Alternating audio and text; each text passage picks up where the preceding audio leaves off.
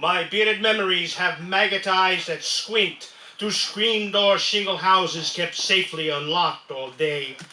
Through second floor window neon gloom over creaking floorboards to pee somnambulant on mattress covers great aunts would change before breakfast. Through teeth-grinding sand-filled summer peppers and egg heroes and Tuesday night palm tree Coney Island Roman candles, my bearded memories fly off handlebars of 12-year-old bicycle banana seat saddles and hands flicking switchblades with feigned bravado. My bearded memories feel dirty asphalt, soft on the protest bruises at schoolyards on rival turf after sundown city night,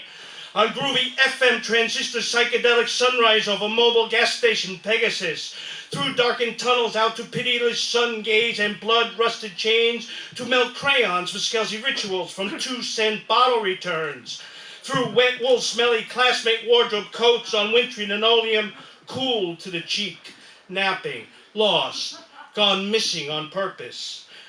through footsteps echoing halls in parish schools wincing from sideburn-tugging black-robed Catholic sadist nuns, when as bell-chiming altar boys stifling laugh at strangers' funerals fueled pious anger from hypocrite pederast priests, when flipping baseball cards in lavatories long past permission slip limits worth 100 times tables never more to be forgotten,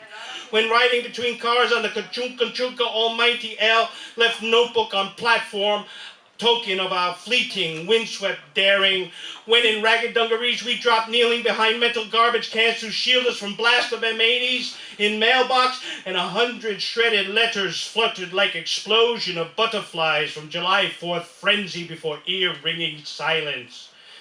When strolling down the avenue in spring rain shared beach ball colored umbrella with first crush beauty, object of unattainable desire,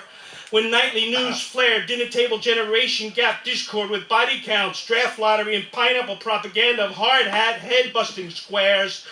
when Convention Park Chicago uprising quelled and Campus USA revolutionary roads quelled and rioting's inner cities quelled with lethal nightsticks, my bearded memories interrupt our regularly scheduled programming as bulletins ring out across TV screens. For dead in Ohio, for dead in Ohio, for dead in Ohio, for dead in Ohio. Years before we pondered and questioned and pondered and puzzled over the mystery of the stars in the sky,